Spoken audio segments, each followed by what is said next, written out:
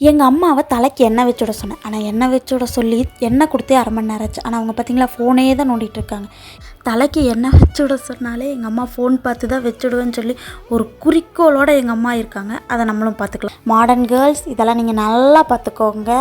ஒரு வழியாக தலைக்கெல்லாம் எண்ணெய் வச்சுட்டு கொஞ்சம் வெளியே போகிற வேலை இருந்துச்சு. அதனால் நானும் முட்டைக்கோசு ரெடி ஆகிட்டு இருந்தோம். எங்களுக்கு தெரிஞ்ச மேக்கப் தான் எப்பயும் போல் போட்டுக்கிட்டு அதுலேயும் கொஞ்சம் சண்டையெல்லாம் போட்டுட்டு மேக்கப் போட்டு ரெடியாக வெளியே கிளம்பிட்டு இருந்தோம். வெளியே கிளம்புறதுலேயே சின்ன சின்ன மிஸ்டேக் இருந்துச்சு. ஏன்னா எங்கே போகிறோன்னு தெரியலை.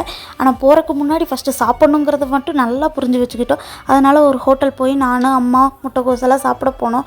உண்மையை சொல்ல போனால் அங்கே தோசை சுத்தமாக நல்லா இல்லைங்க. அவ்வளோ இதாக இருந்துச்சு.